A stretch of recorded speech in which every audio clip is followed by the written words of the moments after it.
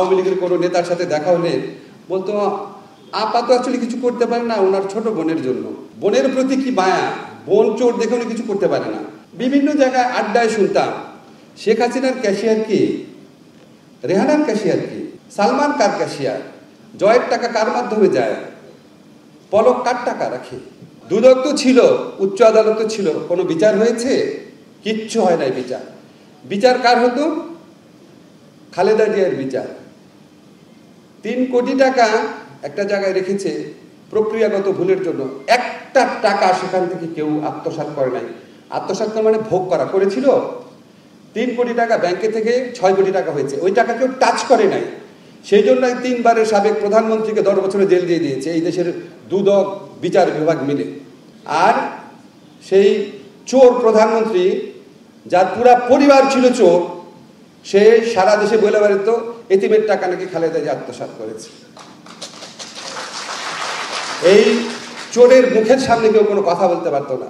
দুদক তার দাসে পরিণত হয়েছিল, বিচার বিভাগ তার দাসে পরিণত হয়েছিল। তো একটা দেশে এরকম একটা পরিস্থিতিতে আপনারা অনেকে কাজ করতে পারেন নাই, অনেক এক্সকিউজ দিতে পারেন, তার মধ্যে কেউ কেউ কাজ করার চেষ্টা করেছেন। এখন তো সেই পরিবেশ নাই। এখন কি আপনাদেরকে কেউ বলে যে এই চোরের বিরুদ্ধে কেউ মামলা করে না? কেউ আপনাদের তদবির করেছে কোনোদিন?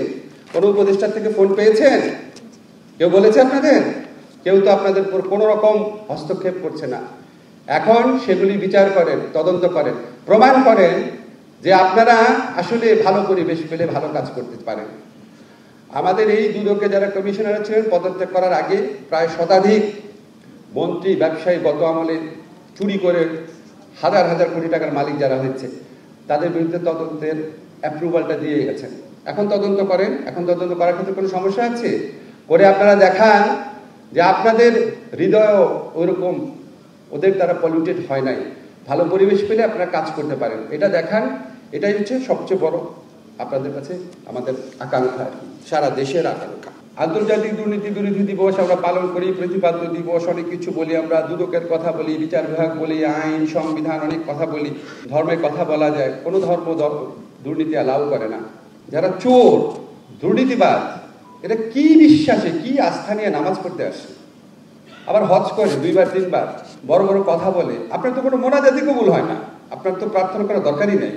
তো আপনি যদি দুদক, আইন, সংবিধান এগুলো সব বাদ রাখেন, আপনার যদি মিনিমাম, আমরা সবাই বলি আমরা ধার্মিক মানুষ, একটা ধার্মিক মানুষ অসৎ হয় কিভাবে, কিভাবে অন্যের হক মেরে খায়, কিভাবে নিজের আমানতের খেয়ানত করে, কিভাবে নিজের ডিউটি ব্রিচ করে, সবাই আমরা যদি এরকম করে ভাবতে শিখি, আমার মনে হয় কোনো আইন টাইন দরকার নাই। যে আপনার যে সাবেক যে কমিশনাররা ছিল, ওনারা কিন্তু পদত্যাগের আগে বেশ কিছু তদন্ত কাজ শুরুর অনুমোদন দিয়ে গেছেন, প্রায় শতাধিক, এর মধ্যে 200-র মতো। হ্যাঁ, অনেক বড় বড় মন্ত্রীর বিরুদ্ধেও ওনারা তদন্তের অনুমোদন দিয়ে গেছেন। আপনাদের সাংবাদিকদের কাছে আমার অনুরোধ যে এই যে তদন্তের অনুমোদন দিয়ে গেছেন, এই অনুমোদন পাওয়ার পর দুদক কি কাজ করছে, কারণ আমার দেশের সম্পদ হাজার হাজার লক্ষ কোটি টাকার সম্পদ লুট হয়েছে, এটার বিরুদ্ধে দুদক কি তদন্ত করেছে, যে সমস্ত ক্ষেত্রে অনুমোদন পাওয়া গেছে, আপনারা প্লিজ, আপনারা সমাজের দর্পণ, এখন একটা মুক্ত সময় পেয়েছেন, এই ব্যাপারে আপনারা অনুসন্ধান অব্যাহত রাখবেন।